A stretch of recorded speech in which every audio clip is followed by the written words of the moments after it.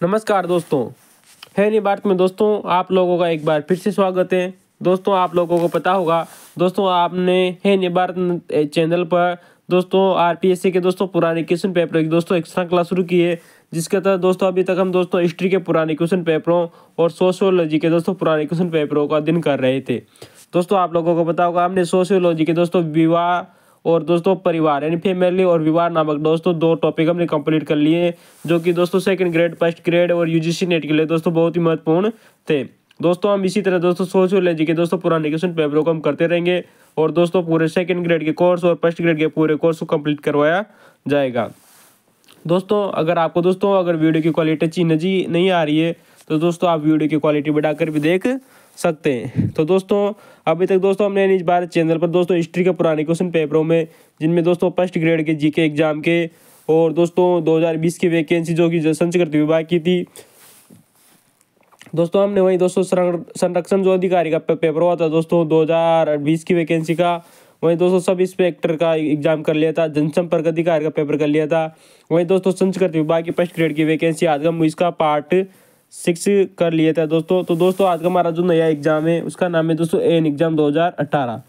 दोस्तों जो एन का एग्जाम हुआ था दोस्तों 2018 की जो वैकेंसी थी उसमें दोस्तों हिस्ट्री के बहुत सारे क्वेश्चन आए थे, करीबन 10 से 15 क्वेश्चन आए थे दोस्तों हिस्ट्री के, जिनको भारत हिस्ट्री के दोस्तों हम बहुत सारे क्वेश्चनों को इसमें हल करेंगे। दोस्तों अगर आपको वीडियो की क्वालिटी चाहिए जो नहीं आ रही है तो दोस्तों आप वीडियो की क्वालिटी बढ़ा लीजिए, और दोस्तों वादे के साथ कहते हैं आपके दोस्तों इन क्वेश्चनों की व्याख्या बहुत ही शानदार दी जाएगी, ताकि आपको दोस्तों आने वाले एग्जाम में क्वेश्चन सेम टू सेम मिले। ठीक है दोस्तों, तो दोस्तों लाइक और सब्सक्राइब करना न भूलें है नहीं भारत को, और वीडियो को अंत तक जरूर बने रहिए दोस्तों, ताकि आपको बहुत ही महत्वपूर्ण जानकारी प्रदान की जा सके। ठीक है दोस्तों, अगर दोस्तों आपको वीडियो की जानकारी अच्छी लगे तो आप दोस्तों लाइक और कमेंट करना न भूलें। ठीक है दोस्तों, तो शुरुआत करते हैं दोस्तों कि आज का हमारा जो पेपर है एन एग्जाम 2 की 2018 की जो वैकेंसी थी हिस्ट्री में, हिस्ट्री के क्वेश्चन पेपर आए थे उनको देखेंगे दोस्तों, और इनकी बहुत ही शानदार व्याख्या देखेंगे दोस्तों हम। ठीक है दोस्तों, अगर आपको व्याख्या अच्छी लगे तो दोस्तों अंत तक जरूर बने रहिएगा, ताकि आपको पता चल सके दोस्तों कि कोचिंग संस्थानों में क्या पढ़ाया जाता है और क्या नहीं पढ़ाया जाता है। ठीक है दोस्तों, तो दोस्तों हम शुरुआत करते हैं। आज का हमारा जो पहला क्वेश्चन है वो कि दोस्तों सिंधु घाटी सभ्यता से लिया गया क्वेश्चन है, जो कि एन एग्जाम 2018 में आया था। दोस्तों अगर आपने इससे पहले वाले वीडियो जाकर नहीं देखे हैं तो दोस्तों उनको जाकर जरूर देखिएगा। ठीक है दोस्तों आपको उनकी व्याख्या बहुत ही शानदार नजर आएगी, और दोस्तों जो व्याख्या हमने दोस्तों वहाँ पर आप लोगों को बताइए वो दोस्तों आने वाले एग्जामों में दोस्तों सेम टू सेम आ रही है। अतः दोस्तों आपको पहले वो व्याख्या जरूर जाकर देखनी चाहिए, वो क्वेश्चन जरूर देखनी चाहिए, ताकि आपको पता चल सके कि आरपीएससी किस तरह के क्वेश्चन कंडक्ट करवा रही है। ठीक है दोस्तों, तो शुरुआत करते हैं। हमारा पहला क्वेश्चन है दोस्तों सिंधु घाटी सभ्यता का। दोस्तों प्रश्न नंबर 1 है कि किस सैंधव स्थल से जुते हुए खेत का प्रमाण मिला है। दोस्तों हमने पूरे क्वेश्चन बिल्कुल हाथ से लिखे। यहाँ पर क्वेश्चन है कि किस सैंधव स्थल से जुते हुए खेत का प्रमाण मिला है। दोस्तों अगर आपको इस क्वेश्चन का आंसर पता है तो दोस्तों कमेंट में जरूर बताइए, नहीं पता है तो दोस्तों हम इसका उत्तर आप लोगों को बता देते हैं। इसका उत्तर होगा दोस्तों कालीबंगा। क्या उत्तर होगा दोस्तों? कालीबंगा। दोस्तों सिंधु घाटी सभ्यता दोस्तों आप लोगों को पता है भारत की सबसे महत्वपूर्ण सिंधु सभ्यता मानी जाती है दोस्तों, जिसके ए स्थान आता है दोस्तों राजस्थान का कालीबंगा। राजस्थान के कालीबंगा से दोस्तों जुते हुए खेत के प्रमाण मिले। दोस्तों अगर आपको अक्सर पता होगा दोस्तों कि सिंधु घाटी सभ्यता से और कालीबंगा से बहुत सारे क्वेश्चन आते हैं, लेकिन क्या आपको पता है दोस्तों इसके बारे में अब तकरीबन जो बहुत सारे क्वेश्चन आए दोस्तों, जिनको हमने एक एक करके यहाँ पर लिया हुआ है। दोस्तों माना जाता है दोस्तों जो कालीबंगा जो सभ्यता थी, कालीबंगा जो स्थान था दोस्तों, यहाँ से हड़प्पा संस्कृति के 2 अवशेष मिले। यानी कि दोस्तों जो ये कालीबंगा थी यहाँ से दोस्तों हड़प्पा कालीन और दोस्तों पूर्व हड़प्पा कालीन अवशेष मिले। दोस्तों इंपॉर्टेंट बात आती है दोस्तों, आरपीएससी ने असिस्टेंट प्रोफेसर में पूछा हुआ क्वेश्चन है कि कालीबंगा से पूर्व हड़प्पा कालीन व हड़प्पा कालीन अवशेष मिले। तो दोस्तों आपको याद रखना चाहिए कि दोस्तों 2 प्रकार की सभ्यताएं मिली है यहाँ से दोस्तों, पूर्व हड़प्पा कालीन और हड़प्पा कालीन। कहाँ से दोस्तों? कालीबंगा से, जो कि राजस्थान में पड़ता है। ठीक है दोस्तों हम यहाँ से अगली बात चलते हैं दोस्तों, जो कि हमारा आज का क्वेश्चन था कि यहाँ से जुते हुए खेत के प्रमाण भी मिले। दोस्तों सर जुते हुए खेत का मतलब है दोस्तों यहाँ से एक साथ 2 फसलें उगाई जाती थी। दोस्तों कालीबंगा में एक साथ 2 फसलें उगाई जाती थी, जो थी दोस्तों गेहूं व जौ। दोस्तों वेरी इंपॉर्टेंट दोस्तों कि एक साथ जो 2 फसलें उगाई जाती थी वो कौन कौन सी थी? गेहूं व जौ। ठीक है दोस्तों हम अगली बात चलते हैं दोस्तों। जब क्वेश्चन ये एक बार ये भी आया था कि यहाँ से एक लकड़ी का हल मिला है। दोस्तों आपको पता है कि खेतों को जोता जाता था और जोतने के लिए दोस्तों आपको पता है दोस्तों हल की जरूरत पड़ती है। प्राचीन जमाने में हल तो चलता था जो कि दोस्तों लकड़ी का बना हुआ था, कालीबंगा से मिला है लकड़ी का हल। ठीक है दोस्तों। दोस्तों एक बार आपको पता है दोस्तों जब यहाँ से जुते हुए खेत मिले, अगर जुते हुए खेत है दोस्तों तो फसल की जाती होगी। अतः दोस्तों यहाँ से जले हुए चावल के साक्ष्य भी मिले हैं दोस्तों, वेरी इंपॉर्टेंट है दोस्तों। कालीबंगा सभ्यता से दोस्तों जले हुए चावल के साक्ष्य मिले। अतः दोस्तों चावल का एक ऐसा अंश जो बिल्कुल ही दोस्तों आग यानी अग्नि में जल चुका है, वो उसके साक्ष्य कहाँ से मिला है दोस्तों? कालीबंगा सभ्यता से। ठीक है दोस्तों। दोस्तों आपको अक्सर पता होगा दोस्तों, एक बार क्वेश्चन पूछा गया आरपीएससी द्वारा कि ऊंट व वर्षभ के प्रथम साक्ष्य कहाँ से मिले हैं दोस्तों? ऊंट वो वर्षभ के प्रथम साक्ष्य दोस्तों कालीबंगा से ही मिले हैं। दोस्तों बहुत ही महत्वपूर्ण क्वेश्चन है दोस्तों, अगर आपने ये क्वेश्चन पढ़ा है, नहीं पढ़ा है तो दोस्तों कमेंट में जाकर जरूर बताइए। ठीक है दोस्तों। दोस्तों हम आप लोगों को बता दें, एक बार क्वेश्चन आया हुआ है कि दोस्तों कालीबंगा जो सभ्यता है वो सरस्वती नदी के किनारे तो स्थित है दोस्तों, ये तो सबको पता है। लेकिन सरस्वती नदी के किस किनारे पर स्थित है दोस्तों? पूर्वी मतलब सर दायां या बायां? तो दोस्तों कालीबंगा सभ्यता सरस्वती नदी के बाएं तट पर स्थित है दोस्तों। किस पर दोस्तों? बाएं तट पर। जो लेफ्ट साइड है दोस्तों सरस्वती नदी का, तो दोस्तों सरस्वती के लेफ्ट साइड में यानी बाएं तट पर दोस्तों कालीबंगा सभ्यता बसी हुई थी। दोस्तों वेरी इंपॉर्टेंट है, आपको जरूर याद रखना चाहिए। दोस्तों एक बार आपको पता है दोस्तों कालीबंगा को दोस्तों दीनहीन बस्ती भी कहा जाता है। बहुत शानदार प्रश्न है दोस्तों, पुराने क्वेश्चन है। दीनहीन बस्ती कहा गया था दोस्तों कालीबंगा को। दोस्तों क्यों कहा गया था? क्योंकि दोस्तों जी यहाँ से जो मकान मिले हैं कालीबंगा सभ्यता से दोस्तों, जो मकान मिले वो दोस्तों कच्ची ईंटों से निर्मित थे। किससे निर्मित थे दोस्तों? कच्ची जो ईंटें होती है दोस्तों, यानी कि बिना पकाए हुई ईंटों से निर्मित थे मकान, या था इसे दोस्तों दीनहीन बस्ती कहा गया। लेकिन दोस्तों जो यहाँ की जो नालियाँ थी वो लकड़ी से बनी हुई थी। वेरी इंपॉर्टेंट बात है दोस्तों कि जो कालीबंगा जो सभ्यता थी इसकी जो नालियाँ हैं दोस्तों वो लकड़ी से निर्मित है। लेकिन दोस्तों एक बार आरपीएससी ने क्वेश्चन पूछा कि ये जो नालियाँ थी क्या वो सार्वजनिक थी? नहीं दोस्तों, कालीबंगा से सार्वजनिक नालियों का प्रमाण नहीं मिला है। वेरी मोस्ट इंपॉर्टेंट बात आती है दोस्तों, ये बहुत शानदार प्रश्न पूछा गया था आरपीएससी द्वारा असिस्टेंट प्रोफेसर के एग्जाम में कि क्या या फिर फर्स्ट ग्रेड के एग्जाम में कि जो ये नालियाँ थी वो सार्वजनिक थी या नहीं दोस्तों, कालीबंगा सभ्यता से नालियाँ सार्वजनिक के प्रमाण नहीं मिले हैं। जो नालियाँ होती थी वो घरों की नालियाँ थी। ठीक है दोस्तों। हम यहाँ से बात करें दोस्तों कि जो दीनहीन बस्ती कहा गया किसको दोस्तों? कालीबंगा को। क्यों? क्योंकि दोस्तों यहाँ के मकान कच्ची ईंटों से निर्मित थे और नालियाँ थी दोस्तों वो लकड़ी की बनी हुई थी और अपने अपने घरों की थी, सार्वजनिक नहीं थी। ठीक है दोस्तों इंपॉर्टेंट बात आती है दोस्तों कि कालीबंगा से सवादान के प्रकार भी मिले दोस्तों सवादान के जो साक्ष्य मिले हैं दोस्तों वो कालीबंगा से मिले हैं। लेकिन आप लोगों को पता होगा दोस्तों कि कालीबंगा सभ्यता जो सवादान मिले दोस्तों 3 प्रकार के दोस्तों। सवादान कितने प्रकार के दोस्तों? आंशिक सवादान, पूर्ण सवादान और दाह संस्कार दोस्तों। हो गए दोस्तों आप याद रखना दो कि जो सवादान थे वो 3 प्रकार से प्रचलित थे, आंशिक सवादान, पूर्ण सवादान और दाह संस्कार। ठीक है दोस्तों हम नोट करके आप लोगों को एक बात बताना चाहते हैं कि मोहनजोदड़ो में सर्वप्रथम दाह संस्कार के साक्ष्य मिले दोस्तों, यानी कि जो दोस्तों दाह संस्कार किया जाता था वो सर्वप्रथम साक्ष्य दोस्तों में मोहनजोदड़ो से मिले हैं। ठीक है दोस्तों एक बार क्वेश्चन आया हुआ है कि दोस्तों कालीबंगा से दोस्तों बालक छिद्र युक्त खोपड़ी भी मिली है, जो कि दोस्तों शल्य चिकित्सा के प्रमाण को दर्शाता है। किसको दर्शाता है दोस्तों जो बालक युक्त जो खोपड़ी है दोस्तों हमें कालीबंगा से मिली है दोस्तों, और जो कि शल्य चिकित्सा के प्रमाण को दर्शाता है। ठीक है दोस्तों हमने आप लोगों को बता दिया है कि मोहनजोदड़ो में सर्वप्रथम दाह संस्कार के दोस्तों साक्ष्य मिले। ठीक है दोस्तों एक बात और आती है दोस्तों कि यहाँ से दोस्तों एक मोहर मिली है। कौन सी मोहर दोस्तों? कालीबंगा से एक मोहर मिली है दोस्तों, जिसको हम आप लोगों को बता दें दोस्तों कि जो एक मोहर मिली है उस पर दोस्तों एक पुरुष एक तलवार के साथ में खड़ा हुआ है। सुनिएगा दोस्तों गौर से, एक दोस्तों मोहर मिली है कहाँ से दोस्तों? कालीबंगा से, जिस पर दोस्तों एक जो व्यक्ति है वो एक हाथ में अपने हाथ में तलवार लिए खड़ा है, और दोस्तों तलवार लेने के साथ में दोस्तों जो उसके दूसरे हाथ में है दोस्तों वो एक महिला को दोस्तों बलपूर्वक कहीं घसीट कर लेके जा रहा है, यानी उसे दोस्तों बलपूर्वक उठा कर लेके जा रहा है। कौन दोस्तों? एक व्यक्ति है जिसके एक हाथ में तो तलवार है दोस्तों और एक हाथ में क्या है दोस्तों? महिला को पकड़ कर ले जा रहा है दोस्तों, वो भी दोस्तों जबरदस्ती यानी बलपूर्वक, ऐसा प्रतीत होता है। तो दोस्तों अतः हम इससे ये साबित किया गया है दोस्तों कि इतिहासकारों ने माना है कि जो एक व्यक्ति वो तलवार में हाथ के साथ में जो महिला को घसीट पट के ले जाता है दोस्तों, अर्थात इसका दोस्तों हम नरबली से लिया गया है। यानी कि दोस्तों सिंधु घाटी सभ्यता में नरबली व्याप्ति, इस मोहर से दोस्तों ये साक्ष्य मिले हैं। दोस्तों अब आप लोगों को बता दें दोस्तों कि सिंधु घाटी सभ्यता में जो मोहरें थी दोस्तों, वो दोस्तों पेयंस, सेलखड़ी आदि से निर्मित थी दोस्तों। और बात करें दोस्तों कि जो सर्वाधिक जो मोहरें मिली हैं दोस्तों सिंधु घाटी सभ्यता में, सर्वाधिक मोहरें दोस्तों मोहनजोदड़ो से मिली है।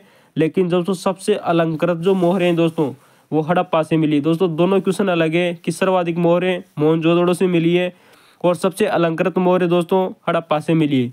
दोस्तों मैं आप लोगों को नोट करके बता दें कि सिंधु घाटी सभ्यता से 3 प्रकार की मोहरें मिली है।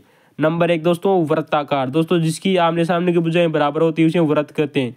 यानी कि दोस्तों जो वर्ताकार मोहरें हैं वो सर्वाधिक मिली है। इंपॉर्टेंट याद है कि कौन सी प्रकार के मोहरें सर्वाधिक मिली है दोस्तों, वर्ताकार।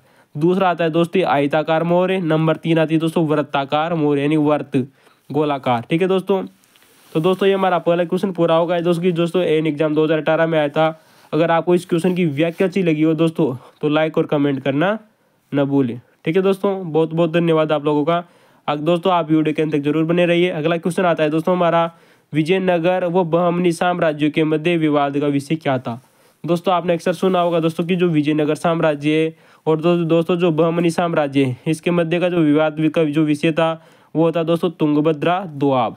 फिर गौर कीजिएगा दोस्तों, विजयनगर साम्राज्य और बहमनी साम्राज्य के मध्य का जो विवाद था वो तुंगभद्रा दोआब था। दोस्तों बात करें तुंगभद्रा दोआब की तो दोस्तों इसे रायचूर का मैदान भी कहा जाता है। किसका कहा जाता है दोस्तों, वर्तमान में इसे रायचूर का मैदान कहते हैं। दोस्तों जो तुंगभद्रा दोआब था दोस्तों ये कृष्णा नदी से लेकर तुंगभद्रा नदी के बीच का जो भाग था वो तो दोस्तों तुंगभद्रा के बीच के जो भाग था दोस्तों वो तो तुंगभद्रा दोआब कहा जाता था। दोस्तों याद रखना कि जो विजयनगर साम्राज्य था दोस्तों तुंगभद्रा नदी थी दोस्तों, ये दोस्तों एनसीईआरटी में दिया हुआ है दोस्तों कि ये नदी दोस्तों उत्तर से पूर्व में बहती थी। गौर कीजिएगा दोस्तों, आप सब बार बार में इन चीज़ों को सुनिए कि तुंगभद्रा जो नदी थी वो उत्तर दिशा से लेकर पूर्व दिशा में बहती थी। एनसीईआरटी में दिया गया है दोस्तों। यहाँ से दोस्तों तुंगभद्रा से दोस्तों विजयनगर साम्राज्य से एक हीर या नहर का प्रमाण भी मिला है। किसका दोस्तों हीर या नहर का परिमाण मिला है दोस्तों, जो संगम राजाओं के समय बनाई गई थी।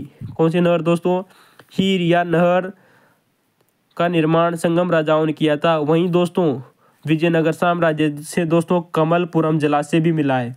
फिर गौर कीजिएगा दोस्तों, तुंगभद्रा दोआब से हीर या नहर जो कि संगम राजाओं द्वारा निर्मित थी और दोस्तों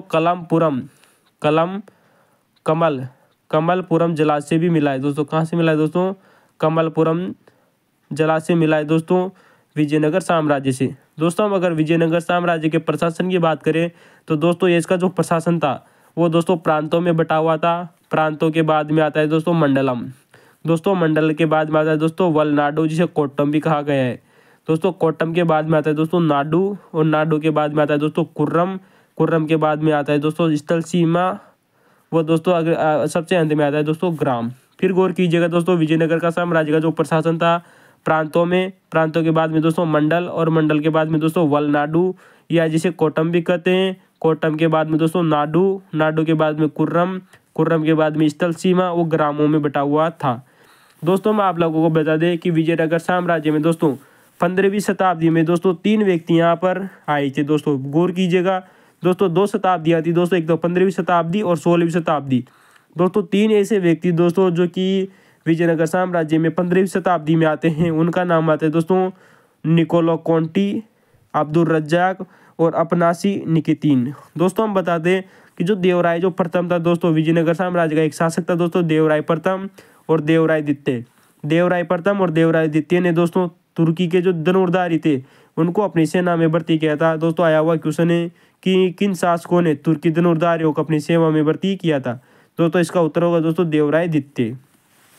तो दोस्तों हमने आप लोगों को बताया कि जो विजयनगर साम्राज्य था इसमें दोस्तों 15वीं शताब्दी में 3 व्यक्ति दोस्तों भारत आते हैं। नंबर 1 आता है दोस्तों अब्दुल रज्जाक, जो कि दोस्तों पारस के शाह द्वारा भेजा गया था।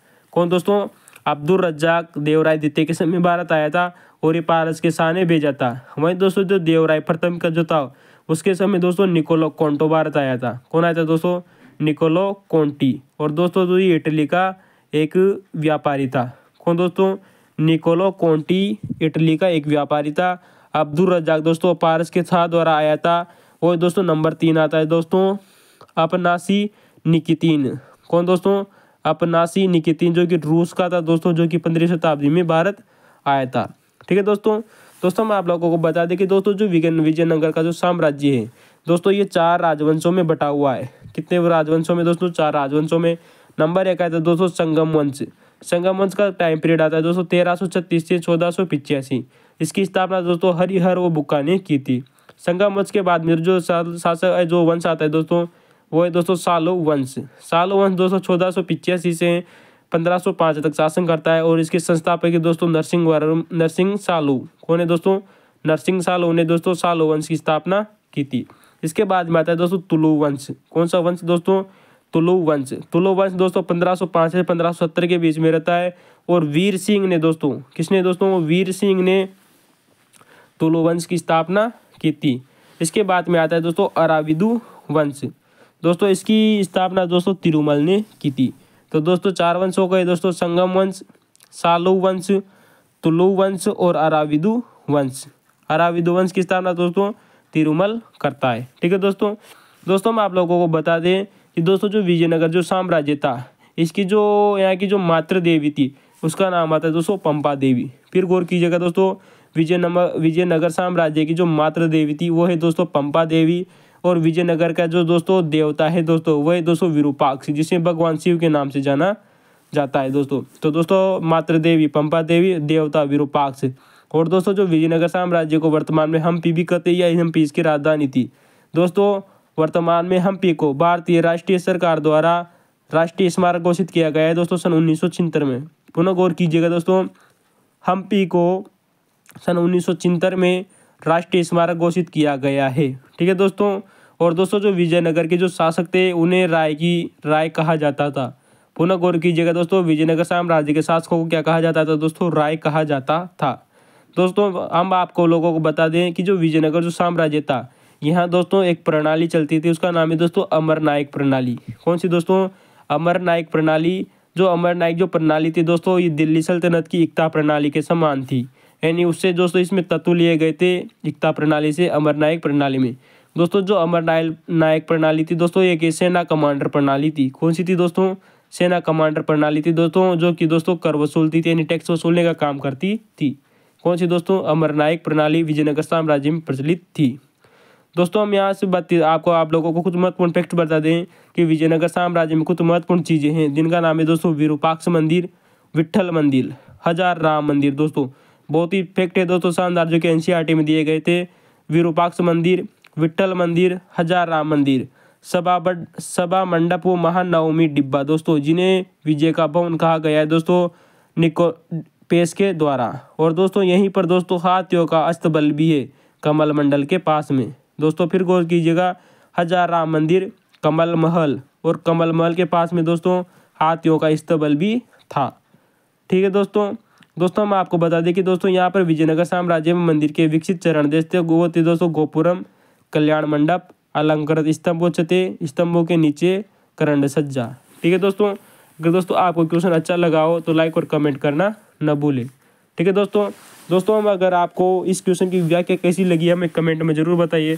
दोस्तों हमने विजयनगर साम्राज्य के बारे में महत्वपूर्ण फैक्ट्स आप लोगों को बताए हैं। तो दोस्तों हम अगले क्वेश्चन की तरफ चलते हैं, जो कि हमारा तीसरा नंबर का क्वेश्चन है कि 1857 के विद्रोह।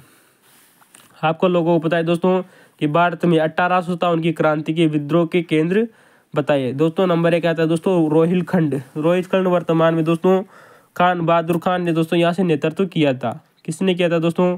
खान बहादुर खान ने दोस्तों। रोहिलखंड में दोस्तों एक जगह पड़ती है बरेली। कौन सी दोस्तों? बरेली।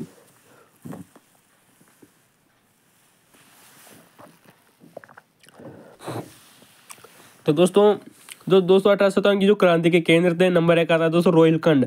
रोहिलखंड की बात करें दोस्तों कि ये वर्तमान में यूपी में पड़ता है और इसकी राजधानी दोस्तों बरेली थी।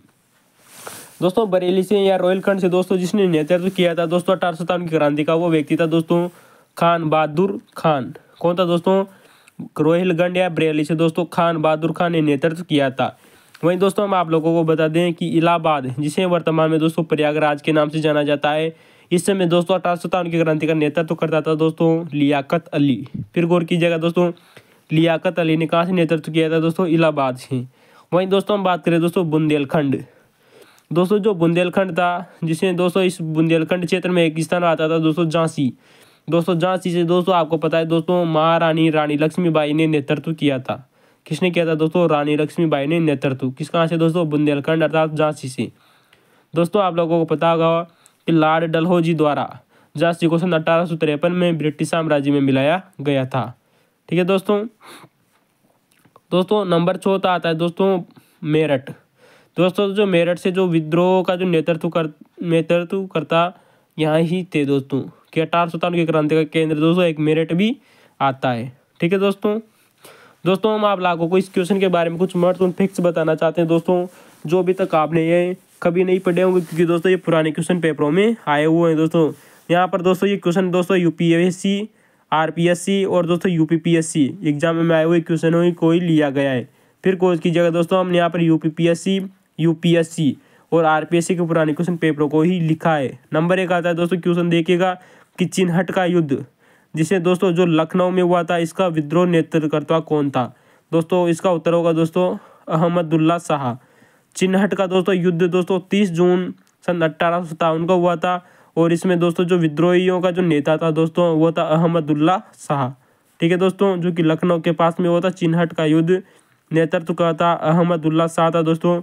30 जून 1857 को यह विद्रोह हुआ था। ठीक है दोस्तों एक बात आती है दोस्तों कि 1857 में दोस्तों यूपीपीएससी प्री में आया हुआ क्वेश्चन है कि 1857 की क्रांति में किसको षड्यंत्रकारी सन्यासियों और फकीरों का नेता कहा गया था?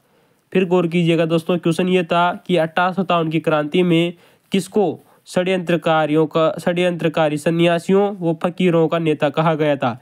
इसका उत्तर होगा दोस्तों नाना साहेब। ठीक है दोस्तों, आपको पता है दोस्तों जो नाना साहेब थे दोस्तों, इन नाना साहेब को षड्यंत्रकारियों का, सन्यासियों और फकीरों का नेता कहा जाता था। और दोस्तों माना जाता है कि जो अंत में जो नाना साहेब थे 1857 की क्रांति के बाद में दोस्तों नाना साहेब नेपाल चले गए थे। कहाँ चले गए थे दोस्तों? नेपाल। वहीं दोस्तों जो बहादुर शाह जफर था दोस्तों, उसको रंगून निष्कासित कर दिया गया था अपने बेटों के साथ। ठीक है दोस्तों, वहीं दोस्तों आपको पता है दोस्तों तात्या टोपे को फांसी लगा दी गई थी। ठीक है दोस्तों, किसको दोस्तों? तात्या टोपे को फांसी दी गई थी। नाना साहेब दोस्तों नेपाल चले गए थे। बहादुर शाह जफर को दोस्तों रंगून निष्कासित कर दिया गया था। रानी लक्ष्मीबाई दोस्तों युद्ध में मारी गई थी। ठीक है दोस्तों आप लोगों को बता दें कि दोस्तों 1857 की क्रांति में किसने अंग्रेजों का साथ दिया था? दोस्तों अंग्रेजों का साथ देने वाले व्यक्ति थे दोस्तों, यहाँ पर दोस्तों यूपीएससी ने क्वेश्चन पूछा था, इस वजह से आप लोगों को हम यहाँ पर कुछ महत्वपूर्ण फैक्ट्स बता रहे हैं दोस्तों कि किसने अंग्रेजों का साथ दिया था। दोस्तों नंबर 1 आता है दोस्तों ग्वालियर का सिंधिया। कहाँ पर दोस्तों? ग्वालियर के जो सिंधिया थे दोस्तों, उन्होंने भोपाल का नवाब दोस्तों, भोपाल के नवाब ने भी दोस्तों अंग्रेजों का साथ दिया। नंबर 3 आता है दोस्तों हैदराबाद का निजाम। हैदराबाद के निजाम ने भी दोस्तों अंग्रेजों का साथ दिया। नंबर 4 आता है दोस्तों नेपाल का राणा। नेपाल का जो राणा था दोस्तों उस समय राजा, उसने भी दोस्तों अंग्रेजों का साथ दिया। तो गौर कीजिएगा, ग्वालियर के सिंधिया, भोपाल का नवाब, हैदराबाद का निजाम और दोस्तों नेपाल का राणा। वहीं दोस्तों इंदौर के होलकर। फिर गौर कीजिएगा दोस्तों कि इंदौर के होलकर जो थे उन्होंने भी दोस्तों अंग्रेजों का साथ दिया। और दोस्तों को जो कश्मीर का महाराजा था, कश्मीर के महाराजा ने भी 1857 की क्रांति में दोस्तों अंग्रेजों का साथ दिया था। वहीं दोस्तों हम बात करें कि जो पटियाला, नाभा और दोस्तों जिंद के जो सिख शासक थे दोस्तों, फिर गौर कीजिएगा दोस्तों कि पटियाला, नाभा व जिंद के सिख शासकों ने भी दोस्तों अंग्रेजों का साथ दिया था। दोस्तों यूपीएससी ने बहुत ही शानदार क्वेश्चन पूछा था दोस्तों जो 1857 की क्रांति से, जो कि आप लोगों के सामने प्रस्तुत किया है दोस्तों हमने। ठीक है दोस्तों, तो दोस्तों फिर गौर कीजिएगा, एक बार हम आप लोगों को बता दें कि ग्वालियर के सिंधिया, इंदौर के होलकर, भोपाल का नवाब, कश्मीर के महाराजा, हैदराबाद का निजाम और नेपाल का राणा, और दोस्तों पटियाला, नाभा व जिंद के सिख शासकों ने दोस्तों अंग्रेजों का साथ दिया था। ठीक है दोस्तों एक बार क्वेश्चन पूछा गया है दोस्तों, जो यूपीपीएससी की जो परीक्षा हुई थी उत्तर प्रदेश की, उसमें आया था कि 1857 की क्रांति के बाद में अंग्रेजों ने किन जनजातियों को दोस्तों लड़ाकू जातियाँ घोषित किया था। बहुत शानदार क्वेश्चन था दोस्तों, क्योंकि दोस्तों जो कुछ विद्रोही जनजातियाँ थी उनको लड़ाकू जातियाँ घोषित किया। उनमें नंबर 1 आती है दोस्तों पंजाबी, नंबर 2 आता है दोस्तों गोरखा रेजिडेंट, नंबर 3 आते हैं दोस्तों पठान। दोस्तों जो मुख्यतः 3 जातियाँ थी दोस्तों, जिसकी दोस्तों पंजाबी, गोरखा और दोस्तों पठानों को दोस्तों लड़ाकू जातियाँ घोषित किया था 1857 की क्रांति के बाद में। किन्होंने दोस्तों? अंग्रेजों ने। ठीक है दोस्तों, तो दोस्तों अगले क्वेश्चन की तरफ चलते हैं दोस्तों, जो कि दोस्तों हमारे रमेश चंद्र जो दोस्तों मजूमदार आते सॉरी दोस्तों, जो आरसी जो मजूमदार है दोस्तों, रमेश चंद्र मजूमदार दोस्तों, इन्होंने कहा था कि 1857 की जो क्रांति है दोस्तों, न तो पहला युद्ध है, न ही राष्ट्रीय है, न ही स्वतंत्रता संग्राम है दोस्तों इन्होंने 1857 की क्रांति के बारे में आरसी मजूमदार ने कहा था कि जो 1857 की जो क्रांति है, न तो पहला युद्ध है, न ही राष्ट्रीय है और न ही स्वतंत्रता संग्राम है। किसने कहा था दोस्तों? आरसी मजूमदार ने कहा था। दोस्तों आप लोगों को ये कथन जरूर याद रखना चाहिए। ठीक है दोस्तों 1857 की क्रांति के बारे में आप लोगों ने अक्सर ये कथन जरूर सुना होगा कि दोस्तों जो वी डी सावरकर थे दोस्तों, वी डी सावरकर और दोस्तों बेंजामिन डिजरेली, दोस्तों जो अंग्रेज था वो था दोस्तों बेंजामिन डिजरेली। वहीं दोस्तों जो भारतीय था उसका नाम है दोस्तों वी डी सावरकर। दोस्तों इन दोनों ने 1857 की जो क्रांति हुई भारत में, उसको भारत का प्रथम स्वतंत्रता संग्राम कहा था।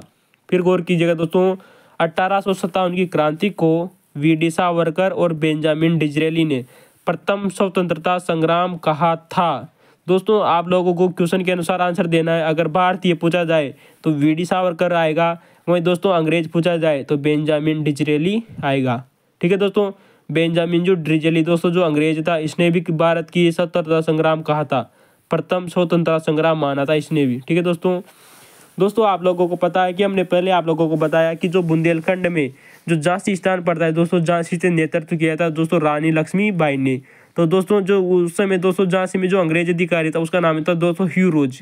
कौन था दोस्तों? ह्यू रोज। और दोस्तों ह्यू रोज ने दोस्तों रानी लक्ष्मीबाई के बारे में एक कथन कहा था कि इस पूरे युद्ध में एकमात्र मर्द यही है। किसने कहा था दोस्तों? ह्यू रोज ने कहा था। ह्यू रोज ने रानी लक्ष्मीबाई के बारे में कहा कि ये पूरे युद्ध में एकमात्र मर्द है, वो है दोस्तों रानी लक्ष्मीबाई। ठीक है दोस्तों वही दोस्तों हम बात करें दोस्तों कि पीसी जो जोशी था। कौन दोस्तों? पीसी जोशी एक दोस्तों भारतीय इतिहासकार हुए हैं। उन्होंने कहा है कि जो 1857 की क्रांति का जो विद्रोह था, कि 1857 की क्रांति का जो विद्रोह था, पीसी जोशी ने कहा कि यह भारतीय राष्ट्रीय आंदोलन का स्रोत माना है। किसने माना है दोस्तों? पीसी जोशी ने 1857 की क्रांति को भारतीय राष्ट्रीय आंदोलन का स्रोत माना है दोस्तों।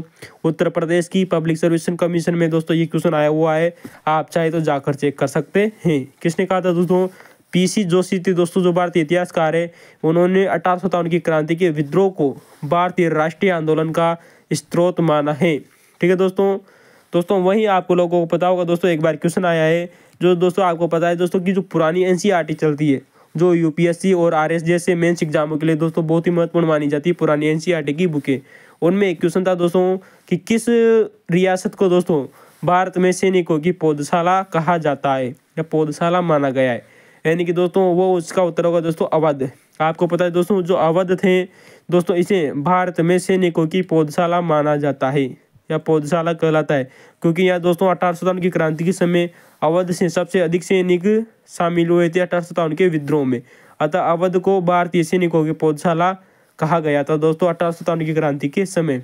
और दोस्तों ये क्वेश्चन दोस्तों 2024 और 25 के एग्जामों में इस वजह से आएगा क्योंकि आपको पता है दोस्तों अवध यानी अवध वर्तमान में जिसे अयोध्या कहते हैं दोस्तों, अयोध्या में दोस्तों 22 जनवरी को 2024 को श्री राम मंदिर का निर्माण का उद्घाटन होने वाला है। तो दोस्तों इसी कड़ी में दोस्तों हम अगले क्वेश्चन की तरफ चलते हैं। दोस्तों अगर आपको ये वीडियो इस क्वेश्चन की वीडियो की व्याख्या अच्छी लगी हो दोस्तों तो लाइक और कमेंट करना न भूलें। पूरे क्वेश्चन दोस्तों हमने एक एक टॉपिक के आंसर क्वेश्चन को छांट कर आप लोगों को लिखा है दोस्तों यहाँ पर पूरी तरह से एनसीईआरटी या वर्ल्ड क्वेश्चन पेपर पर आधारित है जो कि ठीक है दोस्तों आप लोगों को पता है दोस्तों भारत में एक गवर्नर जनरल हुआ था, उसका नाम है दोस्तों लॉर्ड लिनथगो। कौन दोस्तों? लॉर्ड लिनथगो। दोस्तों जो लॉर्ड लिनथगो था दोस्तों उसने कहा था कि 1857 के युद्ध के बाद में भारत छोड़ो आंदोलन एक बहुत ही गंभीर विद्रोह था। दोस्तों 1857 की क्रांति और भारत छोड़ो आंदोलन को एक साथ जोड़ा गया है। यहाँ पर किसने कहा दोस्तों? लॉर्ड लिनथगो ने कहा था कि 1857 के विद्रोह के बाद भारत छोड़ो आंदोलन एक बहुत गंभीर विद्रोह था। किसने कहा दोस्तों? लॉर्ड लिंथगो ने कहा था। ठीक है दोस्तों, तो दोस्तों ये आज का हमारा ये दोस्तों ये क्वेश्चन नंबर 3 था, इसकी व्याख्या हमने यहाँ पर कर दी है। दोस्तों हम यहाँ पर आप लोगों को नोट लगाकर एक बात बता दें कि दोस्तों ये भी क्वेश्चन दोस्तों पुराने एग्जाम में आया हुआ क्वेश्चन है, यूपीपीएससी का ये दोस्तों Uttar Pradesh public service commission में आया हुआ क्वेश्चन है कि किसी भारतीय द्वारा पहली बार भारतीय भाषा में, दोस्तों पूर्ण शब्दों को गौर कीजिए, 3 शब्द महत्वपूर्ण है दोस्तों। किसी भारतीय व्यक्ति द्वारा पहली बार, वो भी सिर्फ दोस्तों भारतीय भाषा में, यानी भारत का निवासी और जिसने भारतीय भाषा का प्रयोग किया, और सबसे पहले किया दोस्तों जिसने 1857 के विद्रोह के परिणामों पर दोस्तों एक पुस्तक लिखी, उस व्यक्ति का नाम क्या है दोस्तों, या फिर उस पुस्तक का नाम बताइए। दोस्तों अगर आपको इस क्वेश्चन का आंसर पता है तो दोस्तों कमेंट में ज़रूर बताइए, अगर नहीं पता है दोस्तों तो हम इंतज़ार कीजिए, हम ज़रूर आप लोगों को बताएंगे, क्योंकि इतना महत्वपूर्ण क्वेश्चन हम आप लोगों को छोड़ना नहीं चाहते, ताकि आपको आने वाले भविष्य में क्वेश्चन ज़रूर आए। दोस्तों उस पुस्तक का नाम आता है दोस्तों अब्बास ए बगावत ए हिंद। क्या नाम से दोस्तों? असबाब ए बगावत ए हिंद। दोस्तों फिर गौर कीजिएगा दोस्तों, असबाब ए बगावत ए हिंद पुस्तक के जो लेखक आते हैं सर सैयद अहमद खां आते हैं। कौन आते हैं दोस्तों? सर सैयद अहमद खान ने ये पुस्तक लिखी थी दोस्तों किसी भारतीय व्यक्ति द्वारा भारतीय भाषा में पहली दोस्तों ऐसी पुस्तक थी जो 1857 के विद्रोह पर लिखी गई पुस्तक थी। कौन दोस्तों? असबाब ए बगावत ए हिंद, और इसके लेखक है दोस्तों सर सैयद अहमद खां। ठीक है दोस्तों, अगर दोस्तों आपको इस क्वेश्चन की व्याख्या अच्छी लगी हो तो लाइक और कमेंट करना न भूलें, और हिंदी बात को सब्सक्राइब जरूर कीजिए, और दोस्तों आप वीडियो को शेयर भी कर सकते हैं ताकि आपके दोस्तों का दोस्तों बहुत ही लाभ मिल सके आने वाले एग्जाम में। दोस्तों आप मैं वादे के साथ करता हूँ आप किसी न किसी एग्जाम को दोस्तों क्रैक करेंगे, क्योंकि दोस्तों ये इतने सारे आपको जो कंटेंट बताया गया है किसी भी कोचिंग संस्थान में नहीं पढ़ाया जाता है, इतना शानदार कंटेंट है दोस्तों आप लोगों के लिए सिर्फ। ठीक है दोस्तों, तो हम अगले क्वेश्चन की तरफ चलते हैं दोस्तों, जो कि हमारा एन एग्जाम 2018 के जो वैकेंसी था उसका चौथा क्वेश्चन है, जो कि हमने आप लोगों के लिए हाथ से लिखा है दोस्तों, ताकि आपको पता चल सके कि क्वेश्चन किस तरह से आ रहा है। ठीक है दोस्तों, तो दोस्तों हम आगे चलते हैं। हमारा चौथा क्वेश्चन है जो कि दोस्तों मुगल काल से लिया गया है। दोस्तों यहाँ पर मुगल काल के जो मकबरे दिए और उनके निर्माणकर्ता कौन कौन है, तो दोस्तों इसका उत्तर होगा, पहला क्वेश्चन है कि हुमायूं का जो मकबरा था दोस्तों ये अकबर के समय में बनाया गया था। फिर गौर कीजिएगा, क्योंकि हुमायूं का बेटा कौन था दोस्तों? अकबर। दोस्तों हुमायूं का मकबरा दोस्तों उसके पुत्र ने अकबर ने बनाया था, और दोस्तों ये अकबर की माता हमीदा बानो बेगम ने 1570 में इसका निर्माण कराया था। कब कराया था दोस्तों? हमीदा बानो बेगम ने दोस्तों इसका निर्माण करवाया था। दोस्तों हम आप इससे पहले वाले वीडियो में दोस्तों आप लोगों को बता चुके हैं दोस्तों हुमायूं के मकबरे के बारे में, कि दोस्तों जो हुमायूं का मकबरा था दोस्तों ये 4 बाग शैली में निर्मित है, और दोस्तों दोहरे गुंबद वाला भारत का प्रथम मकबरा है। कौन सा दोस्तों? हुमायूं का मकबरा। दोस्तों हम आपको लोगों दोस्तों एक बार क्वेश्चन ये भी आया हुआ है कि हुमायूं के मकबरे को यूनेस्को में कब शामिल किया गया था, दोस्तों इसका उत्तर होगा दोस्तों सन 1993 में। फिर गौर कीजिएगा दोस्तों, हुमायूं के मकबरे को सन 1993 में यूनेस्को में शामिल किया गया था। ठीक है दोस्तों आप लोगों को पता है दोस्तों एक अकबर आता है, अकबर के दोस्तों जो 9 रत्न थे दोस्तों उनमें एक व्यक्ति आता है दोस्तों टोडरमल। कौन दोस्तों? टोडरमल। क्या आप लोगों को पता है दोस्तों कि जो टोडरमल था जो वित्त मंत्री था दोस्तों ये किस जाति का निवासी था, किस जाति से इसका संबंध था? नहीं पता दोस्तों, तो इसका उत्तर होगा दोस्तों खत्री जाति। दोस्तों जो अकबर का जो वित्त मंत्री था दूसरे टोडरमल कहते हैं दोस्तों, टोडरमल खत्री जाति का व्यक्ति था दोस्तों, यानी इसकी जो जाति थी वो खत्री थी दोस्तों। ये एनसीईआरटी में दिया वो किसने दोस्तों, आपको जो को जरूर याद रखना चाहिए। दोस्तों नंबर 2 आता है दोस्तों एतमाद उत दौला का मकबरा। कौन सा दोस्तों? एतमाद उत दौला का मकबरा। दोस्तों ये दोस्तों नूरजहां द्वारा बनाया गया था दोस्तों, जो कि जहांगीर की पत्नी थी। कौन दोस्तों? नूरजहां द्वारा एतमा उत दौला का मकबरा बनाया गया था दोस्तों आगरा में। कहाँ बनाया गया था दोस्तों? आगरा में। दोस्तों जो नूरजहां के जो पिताजी थे उनका नाम है दोस्तों एतमाद उत दौला, जो कि दोस्तों नूरजहां के पिताजी थे, और दोस्तों ये जहांगीर की पत्नी थी। कौन दोस्तों? नूरजहां जहांगीर की पत्नी थी। दोस्तों ये मकबरा दोस्तों पूर्णतः सफ़ेद संगमरमर से निर्मित है दोस्तों। फिर गौर कीजिएगा दोस्तों, एतमा उत दौला का जो मकबरा है दोस्तों ये पूर्णतः संगमरमर से निर्मित है, और दोस्तों इस मकबरे में दोस्तों पित्रा ड्यूरा शैली का प्रयोग किया गया है। ठीक है दोस्तों, किस शैली का प्रयोग किया गया है दोस्तों? पिट्रा ड्यूरा शैली का प्रयोग किया गया है। ठीक है दोस्तों, तो दोस्तों एतमाउद्दौला का जो मकबरा है दोस्तों कहाँ है दोस्तों, आगरा में है। नूरजहां ने बनाया है दोस्तों, पूर्णतः सफ़ेद संगमरमर से बनाया गया है दोस्तों, और इसमें पित्रा दूरा शैली का प्रयोग किया गया है। दोस्तों क्या आप लोगों को पता है इस मकबरे से पहले भी दोस्तों राजस्थान के एक ऐसा शहर है दोस्तों जहाँ पर पित्रा दूरा शैली का प्रयोग किया गया था। अगर आपको पता है तो कमेंट में जरूर बताइए, नहीं तो दोस्तों हम आने वाले एग्जाम में दोस्तों आने वाले जो हमारा जो वीडियो होगा हम इसका उत्तर जरूर देंगे। ठीक है दोस्तों। तो दोस्तों किला ये जो कोना मस्जिद है वो दोस्तों शेरशाह सूरी ने बनाई थी। ठीक है दोस्तों, जो कि नंबर अपना 3 ऑप्शन था कि किला कोना मस्जिद दिल्ली में किसने बनाई थी, शेरशाह ने दोस्तों। ठीक है दोस्तों। दोस्तों हम बात करें दोस्तों कि जो तो लाहौर का किला है किसने बनाया था दोस्तों, ये अकबर के द्वारा बनाया गया था। लाहौर का किला दोस्तों अकबर ने बनाया था, 1585 में बनाया था दोस्तों, और ये दोस्तों लाल बलुआ पत्थर से निर्मित है। दोस्तों हम यहाँ पर मुगल काल के संबंधित कुछ महत्वपूर्ण फैक्ट्स देना चाहते हैं, जो दो को आपको इस प्रकार है कि जो हरम है, हरम दोस्तों मुगलों की घरेलू दुनिया के लिए इस्तेमाल किया गया था, यानी कि घरेलू जो शब्द है उसके लिए किया गया है हरम। दोस्तों जो बेगम शब्द होता है इसका अर्थ होता है दोस्तों स्त्रियाँ। क्या होता है दोस्तों, बेगम का अर्थ होता है दोस्तों स्त्रियाँ। अगहा क्या नाम से दोस्तों, अगहा, अगहा का अर्थ होता है दोस्तों अन्य स्त्रियाँ। फिर दोस्तों गौर कीजिएगा, बेगम का अर्थ होता है दोस्तों स्त्रियाँ, अगहा का अर्थ होता है दोस्तों अन्य स्त्रियाँ। अगाचा, अगाचा, अगाचा का अर्थ होता है दोस्तों उपपत्नियाँ। क्या होता है दोस्तों, अगाचा का अर्थ दोस्तों उपपत्नियाँ। मेहर का अर्थ होता है दोस्तों दहेज, और ख्वाजा सर का अर्थ होता है दोस्तों हिजड़ी। क्या होता है दोस्तों, हिजड़ी। ठीक है दोस्तों।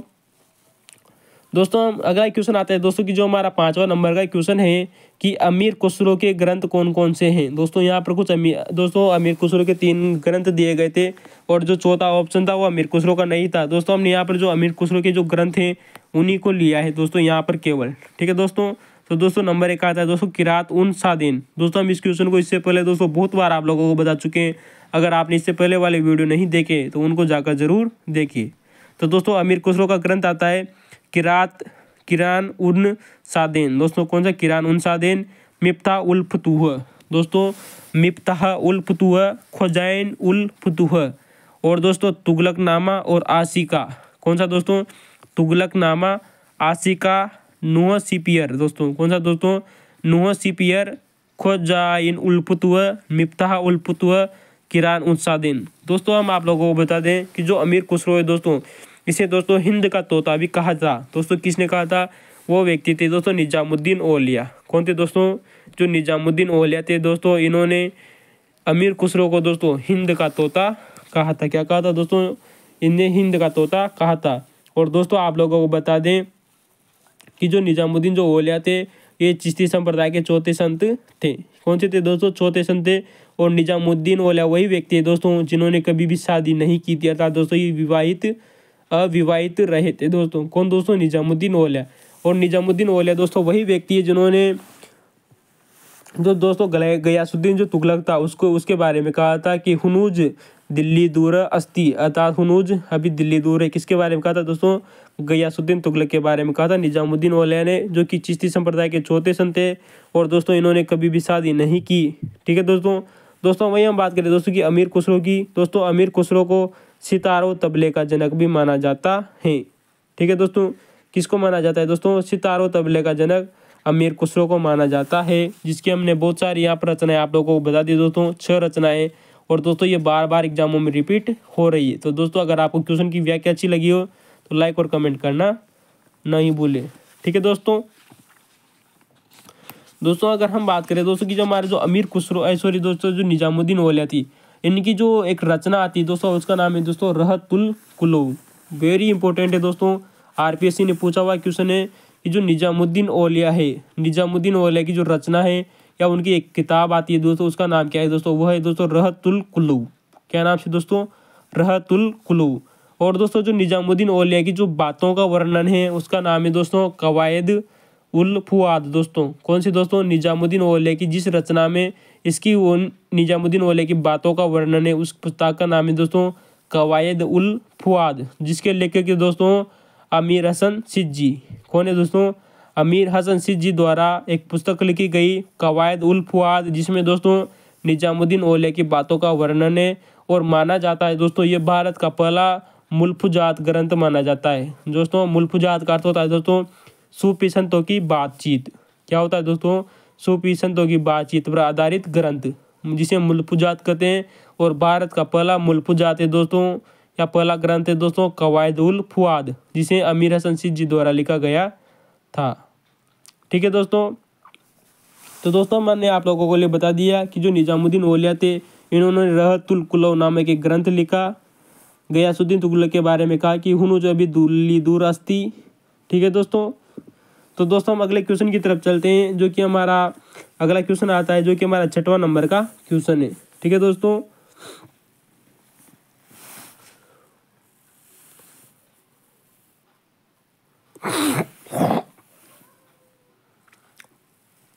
दोस्तों अगर आपको क्वेश्चन की व्याख्या अच्छी लग रही हो तो दोस्तों लाइक और कमेंट करना न भूलें।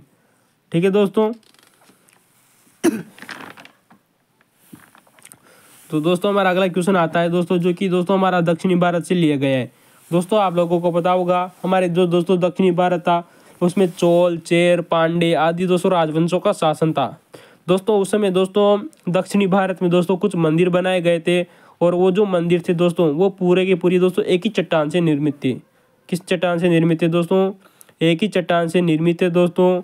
अतः दोस्तों यहाँ पर जो क्वेश्चन लिया गया है वो क्वेश्चन है दोस्तों कि भारत में जो 81वें मंदिर कौन से हैं? फिर गौर कीजिएगा दोस्तों, भारत में 81वें मंदिर कौन से हैं? तो दोस्तों नंबर 1 आता है दोस्तों, जो भारत में जो 81वां मंदिर है, 81 का मतलब आप समझ चुके होंगे दोस्तों, एक ही पत्थर से निर्मित मंदिर। दोस्तों जो ये मंदिर बनाए जाते थे ये हमेशा ऊपर से नीचे की क्रम में बनाए जाते थे, और दोस्तों जो वर्तमान में जो मंदिर बनाए जाते हैं ये हमेशा नीचे से ऊपर बनाए जाते हैं। ठीक है दोस्तों, फिर किस दर्ज की तरफ बनाए जाते हैं दोस्तों? जो 81वां जो मंदिर है दोस्तों वो हमेशा नीचे जो ऊपर से नीचे की ओर बनाए जाते थे। तो दोस्तों हमने यहाँ पर दोस्तों ऐसे 3 ऑप्शन थे दोस्तों, जो कि 81 पत्थर से निर्मित मंदिर माने जाते हैं, और जो चौथा ऑप्शन था दोस्तों वो हमारा 81वां मंदिर नहीं था। तो दोस्तों नंबर 6 आता है दोस्तों हमारा जो क्वेश्चन है हिस्ट्री का। अगर दोस्तों अभी तक आपने दोस्तों है बात को लाइक और सब्सक्राइब नहीं किया है दोस्तों तो कर लीजिए दोस्तों, क्योंकि पुराने क्वेश्चन पेपर ही दोस्तों एग्जामों में रिपीट हो रहे हैं। अगर दोस्तों आप लोगों को इसकी जानकारी अच्छी लग रही हो तो दोस्तों लाइक और कमेंट करना तो बनता है दोस्तों, क्योंकि दोस्तों हम आप लोगों के लिए दोस्तों बहुत ही महत्वपूर्ण दोस्तों ये संग्रह शुरू किए दोस्तों हिस्ट्री की दोस्तों। और दोस्तों हमने इससे दोस्तों सोशियोलॉजी यानी दोस्तों समाजशास्त्र के भी वीडियो शुरुआत की है, जो कि दोस्तों आपको दोस्तों 2nd ग्रेड एग्जाम में, 1st ग्रेड एग्जाम में, और दोस्तों राष्ट्रीय जो पात्रता परीक्षा है दोस्तों समाजशास्त्र की उस पेपर में दोस्तों बहुत ही महत्वपूर्ण रहने वाला है। ठीक है दोस्तों, तो दोस्तों हम शुरुआत करेंगे। हमारा जो 6वां क्वेश्चन है, हम यहाँ अपने कुछ समय के लिए दोस्तों एक छोटा सा ब्रेक ले रहे हैं। अभी आते हैं दोस्तों 1-2 मिनट में।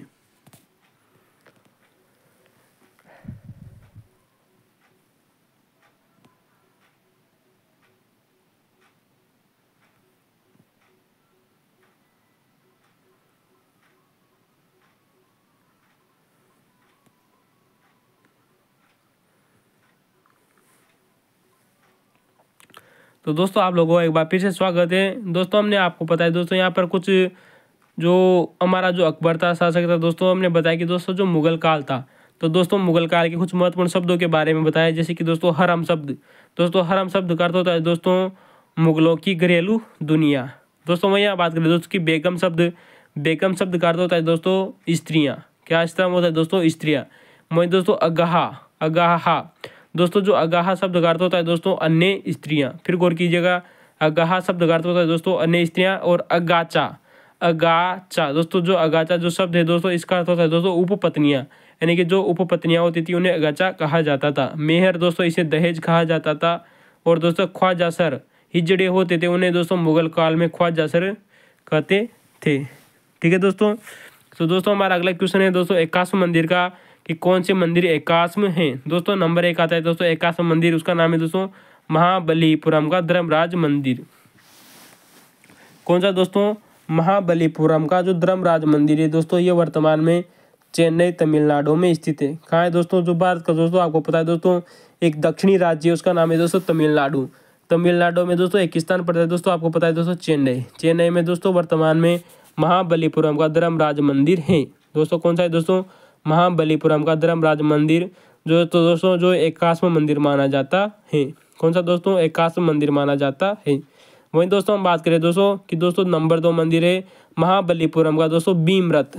दोस्तों फिर गौर कीजिएगा, महाबलीपुरम का जो भीम रथ है दोस्तों, ये भी दोस्तों 81वां मंदिर माना जाता है। यानी कि दोस्तों ये एक ही पत्थर से निर्मित है पूरा का पूरा मंदिर। दोस्तों कितनी अद्भुत वास्तुकला रही होगी दोस्तों भारतीय में, दोस्तों प्राचीन भारत में, कि दोस्तों उन्होंने पूरे एक ही पत्थर से दोस्तों एक एक मंदिर का निर्माण कर दिया। कितनी शानदार बात है दोस्तों, कितनी वास्तुकला थी दोस्तों भारतीय।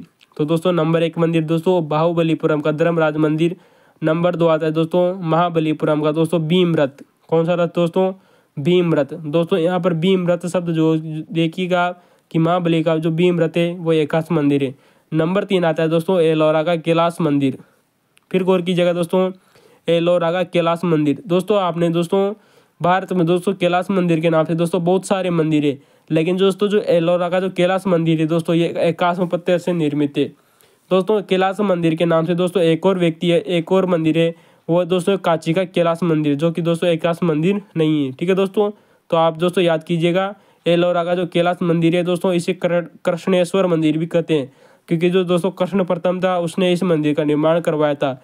तो दोस्तों ये वर्तमान में दोस्तों औरंगाबाद महाराष्ट्र में स्थित है। ठीक है दोस्तों, जो एलोरा का जो दोस्तों कैलाश मंदिर है दोस्तों, ये दोस्तों इसे कृष्णेश्वर मंदिर भी कहते हैं, क्योंकि ये दोस्तों कृष्ण प्रथम द्वारा निर्मित किया गया था और ये वर्तमान में दोस्तों औरंगाबाद महाराष्ट्र में स्थित है। वहीं दोस्तों हम आप लोगों के लिए बता दें कि जो एलोरा का जो कैलाश मंदिर है इसका एक उपनाम मिलता है दोस्तों, इसे रंगमहल भी कहते हैं। क्या कहते हैं दोस्तों? इसे रंगमहल भी कहते हैं। इसको दोस्तों एलोरा के कैलाश मंदिर को रंगमहल कहते हैं, या इसे दोस्तों कृष्णेश्वर मंदिर भी कहते हैं। दोस्तों ये वर्तमान में गुहा स्थापत्य का आश्चर्य माना जाता है। कौन दोस्तों? ये गुहा है, नहीं आप जानते हो ना दोस्तों, गुहा स्थापत्य का आश्चर्य माना जाता है दोस्तों कैलाश मंदिर, जो कि एलोरा में स्थित है। वही दोस्तों हम आपके लिए बात करें दोस्तों कि दोस्तों इसे पाषाण का अद्भुत सन्निवास भी माना जाता है। किसको दोस्तों? कैलाश मंदिर को। कैलाश मंदिर का एक उपनाम आता है दोस्तों, इसे पाषाण का अद्भुत सन्निवेश माना गया है दोस्तों। और दोस्तों ये कर्कराज ने बड़ौदा लेख में कहा था ऐसा। किसको कहा था दोस्तों? एलोरा के कैलाश मंदिर के बारे में जो कर्कराज था दोस्तों, कर्कराज ने एक लेख लिखा, उसका नाम है दोस्तों बड़ौदा का लेख। बड़ौदा के लेख में इसे पाषाण का अद्भुत सन्निवेश माना है दोस्तों। ये आया हुआ प्रश्न है दोस्तों, अतः आपको दोस्तों जरूर याद रखना चाहिए। ठीक है दोस्तों एक बात करें दोस्तों कि जो यहाँ पर जो चौथा ऑप्शन था दोस्तों, जो कि एकाश मंदिर नहीं था दोस्तों, वो था दोस्तों महाबलीपुरम का सौर मंदिर या तट मंदिर दोस्तों, जो कि एकाश मंदिर नहीं था। फिर गौर कीजिएगा, महाबलीपुरम का दोस्तों सौर मंदिर है दोस्तों, या जैसे सौर मंदिर को दोस्तों तट मंदिर भी कहते हैं, क्योंकि सौर का अर्थ दोस्तों तट। ठीक है दोस्तों, महाबलीपुरम का जो सौर मंदिर तट मंदिर है दोस्तों, ये एकाश मंदिर नहीं है। वहीं दोस्तों हम आप लोगों के लिए बता दें दोस्तों, ये राज सिंह शैली का मंदिर माना जाता है। कौन सा दोस्तों? महाबलीपुरम का जो सौर मंदिर है दोस्तों, ये राज सिंह शैली का मंदिर है। ठीक है दोस्तों, तो दोस्तों हम अगले क्वेश्चन की तरफ चलते हैं, जो कि हमारा 7वां प्रश्न आता है दोस्तों, जो कि हमारा हिस्ट्री का क्वेश्चन है। तो दोस्तों वो इस प्रकार है दोस्तों कि आर्य समाज के सिद्धांत और कार्यक्रम के संदर्भ में कौन सा कथन सही है। दोस्तों आपको पता है दोस्तों, जो आर्य समाज है दोस्तों, आर्य समाज की स्थापना दोस्तों अप्रैल में हुई थी। अप्रैल सन 1875 में दोस्तों मुंबई में हुई थी। कहाँ हुई थी दोस्तों? 1875 में दोस्तों मुंबई में हुई थी दोस्तों आर्य समाज की स्थापना। दोस्तों जो आर्य समाज था इसके कुछ महत्वपूर्ण दोस्तों वाक्य थे, या किन किन सिद्धांतों पर इसने कार्य किया था, वो दोस्तों ये कि पलायनवाद और भाग्यवादी दर्शन को अस्वीकार किया था। बिल्कुल सही बात है दोस्तों, जो आर्य समाज था, आर्य समाज ने जो भाग्यवादी और दोस्तों जो पलायनवादी जो दर्शन था दोस्तों, उसको अस्वीकार किया था। किसने किया था दोस्तों? आर्य समाज ने अस्वीकार किया था, स्वीकार नहीं किया था दोस्तों, इसे अस्वीकार किया था। यह आप लोगों को याद रखना चाहिए, हमने अंडरलाइन कर दिया है दोस्तों। नंबर 2 आता है दोस्तों कि जो आर्य समाज ने विधवा विवाह का प्रोत्साहन किया था दोस्तों। प्रोत्साहन किसको किया था दोस्तों? विधवा विवाह को। ठीक है दोस्तों, यानी कि इन्होंने कहा था कि विधवा जो महिला है उसको शादी करने की अनुमति देता है। कौन दोस्तों? आर्य समाज। वहीं दोस्तों हम बात करें दोस्तों, जो विधवा विवाह एक्ट था दोस्तों, ये 26 जुलाई सन 1856 को क्रियान्वित किया गया था दोस्तों। ये आरपीएससी द्वारा पूछा हुआ कि उसने तिथि सहित पूछा है दोस्तों, क्योंकि सन तो आपको पता है दोस्तों, हर कोई याद कर लेता है कि दोस्तों ये 1856 का एक्ट आता है। लेकिन दोस्तों जो विधवा विवाह जो एक्ट है दोस्तों, पुनर्विवाह, वो 26 जुलाई सन 1856 को क्रियान्वित हुआ था। ठीक है दोस्तों, वहीं दोस्तों हम बात करें दोस्तों कि जो आर्य समाज है इसने मूर्ति पूजा का विरोध किया था। दोस्तों इन्होंने कहा कि आप मूर्तियों की पूजा मत कीजिए, क्योंकि दोस्तों इन्होंने कहा कि आप अंतर मन के द्वारा ही ईश्वर की प्रार्थना कीजिए।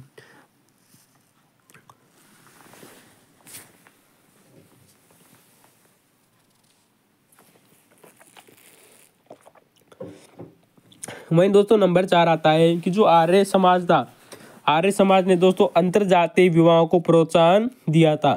यानी कि दोस्तों जो अंतर जातीय जो विवाह है दोस्तों, यानी कि दोस्तों एक जाति से दूसरी जाति में विवाह करना, उसको प्रोत्साहन किया था दोस्तों आर्य समाज ने। दोस्तों हम आप लोगों के लिए बता दें कि दोस्तों 10 अप्रैल सन 1875 को मुंबई में दोस्तों आर्य समाज की स्थापना होती है। और दोस्तों आरपीएससी ने एक बार इसका आदर्श वाक्य भी पूछा था दोस्तों फर्स्ट ग्रेड के एग्जाम में। पुनः गौर कीजिएगा, फर्स्ट ग्रेड एग्जाम में आया हुआ क्वेश्चन है दोस्तों कि आर्य समाज का आदर्श वाक्य क्या था। अगर दोस्तों आप लोगों को पता है तो दोस्तों आपको नहीं कमेंट में ज़रूर बताइए, अगर नहीं पता है दोस्तों इंतजार कीजिए, हम इसका उत्तर आप लोगों को जरूर बताएंगे, क्योंकि ये आया हुआ क्वेश्चन है दोस्तों आरपीएससी में। दोस्तों क्वेश्चन है कि आर्य समाज का जो आदर्श वाक्य है वो है दोस्तों कोणवंतो। कौन सा दोस्तों? कोणवंतो, सॉरी हाँ दोस्तों, क्रवंतो विश्वमार्यम। दोस्तों क्या नाम है दोस्तों? क्रवंतो विश्वमार्यम दोस्तों, जो कि आदर्श वाक्य माना जाता है, अर्थात है दोस्तों कि इसको आर्य समाज को पूरे विश्व में फैलाओ। ठीक है दोस्तों। तो दोस्तों अगला क्वेश्चन आता है दोस्तों, हमारा 7वां नंबर का क्वेश्चन है जो इस प्रकार है दोस्तों, जो कि एन एग्जाम 2018 की वैकेंसी थी, हिस्ट्री का पेपर था। अगर दोस्तों आपको क्वेश्चन अच्छा लगा हो तो लाइक और कमेंट करना न भूलें। ठीक है दोस्तों। और दोस्तों आप हमारे हिस्ट्री के पुरानी वीडियो की जो श्रृंखला है इसको जरूर देखिए, आने वाले एग्जाम में दोस्तों इससे बार क्वेश्चन नहीं जाएगा। ठीक है दोस्तों। क्वेश्चन नंबर 7 है दोस्तों कि जर्मनी में आयोजित अंतर्राष्ट्रीय सम्मेलन में किसने भारत के प्रथम राष्ट्रीय ध्वज कि दोस्तों जर्मनी, दोस्तों फिर गौर कीजिएगा दोस्तों, जर्मनी शब्द दिया गया था दोस्तों, जर्मनी देश में आयोजित हुई थी अंतर्राष्ट्रीय सम्मेलन था दोस्तों। तो दोस्तों उसमें भारत का प्रथम राष्ट्रीय ध्वज यानी जो झंडा था वो किसने फहराया था? इसका उत्तर होगा दोस्तों मैडम बीकाजी कामा। कौन दोस्तों? एमबी कामा, मैडम बीकाजी कामा। दोस्तों आप लोगों को पता है दोस्तों ये जो सम्मेलन हुआ था दोस्तों, ये जर्मनी देश में 18 अगस्त सन 1907 को हुआ था। फिर गौर कीजिएगा दोस्तों, जो ये सम्मेलन हुआ दोस्तों जर्मनी में, ये 18 अगस्त सन 1907 को हुआ था। और दोस्तों यहाँ पर जो स्टुटगार्ट था, कौन दोस्तों? स्टुटगार्ट में हुआ था, जर्मनी का दोस्तों एक स्थान है स्टुटगार्ट दोस्तों, जहाँ पर ये सम्मेलन हुआ था। दोस्तों हम वही बात करें दोस्तों की जो मैडम बीकाजी कामा है, एक बार दोस्तों Uttar Pradesh public service commission में क्वेश्चन आया हुआ है कि दोस्तों जो मैडम बीकाजी कामा थी दोस्तों, इन्हें भारतीय क्रांतिकारियों की दोस्तों जननी कहा जाता है। किसकी दोस्तों? भारतीय क्रांतिकारियों की जननी किसे कहते हैं दोस्तों? मैडम बीकाजी कामा। वेरी मोस्ट इंपॉर्टेंट क्वेश्चन है दोस्तों, और एक क्वेश्चन आने वाले एग्जाम में जरूर आएगा, जो कि दोस्तों फर्स्ट ग्रेड की वैकेंसी हो दोस्तों, चाहे दोस्तों सेकंड ग्रेड की वैकेंसी हो। ठीक है दोस्तों। तो दोस्तों भारतीय क्रांतिकारियों की जननी किसे कहा गया है दोस्तों? मैडम बीकाजी कामा को, जिन्होंने 18 अगस्त सन 1907 को जर्मनी के स्टुटगार्ट में दोस्तों सम्मेलन जो हुआ था उसमें भारतीय ध्वज को फहराया था।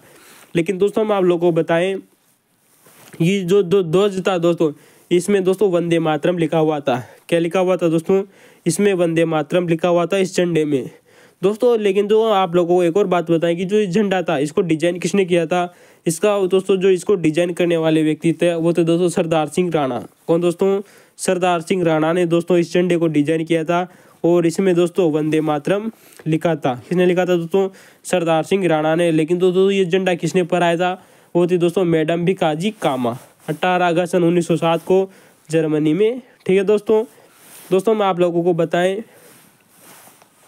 कि जो मैडम बीकाजी कामा थी, इन्हें भारतीय क्रांतिकारियों की जननी कहते हैं।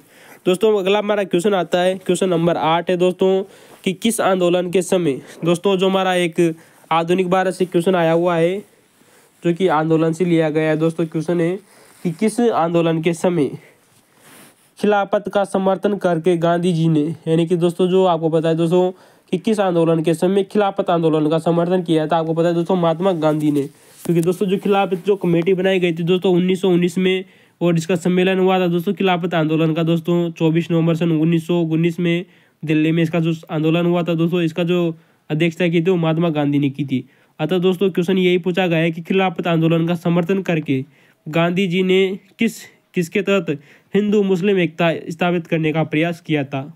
बहुत शानदार क्वेश्चन है दोस्तों कि किस आंदोलन के समय खिलाफत आंदोलन का समर्थन करके गांधी जी ने हिंदू मुस्लिम एकता स्थापित करने का प्रयास किया था। दोस्तों साफ साफ पूछा गया है कि गांधी जी द्वारा हिंदू मुस्लिम एकता स्थापित किया गया आंदोलन कौन सा था। उसका उत्तर होगा दोस्तों असहयोग आंदोलन, क्योंकि दोस्तों जो असहयोग आंदोलन था दोस्तों ये सन 1920 में चलाया गया था महात्मा गांधी जी द्वारा। ठीक है दोस्तों, तो इसका उत्तर है दोस्तों असहयोग आंदोलन।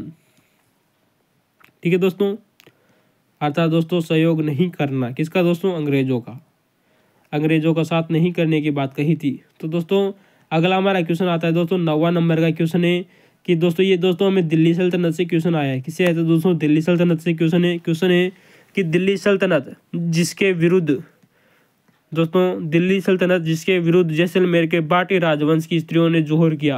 यानी कि दोस्तों दिल्ली सल्तनत का ऐसा कौन सा सुल्तान था दोस्तों जिसके विरुद्ध जैसलमेर, जो दोस्तों वर्तमान में राजस्थान में पड़ता है, राजस्थान का एक जिला है दोस्तों जैसलमेर में दोस्तों एक वंश पड़ता है दोस्तों, उसका नाम है दोस्तों बाटी वंश की स्त्रियों ने किस सुल्तान के विरुद्ध दोस्तों जोहर किया था।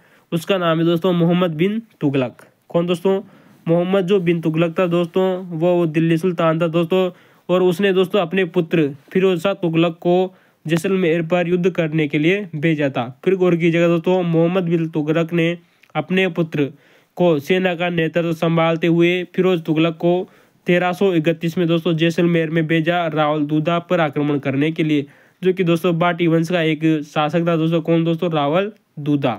दोस्तों माना जाता है दोस्तों 1331 में जब फिरोज शाह तुगलक दोस्तों यहाँ पर आक्रमण करता है, उस समय दिल्ली का सुल्तान दोस्तों मोहम्मद बिन तुगलक था।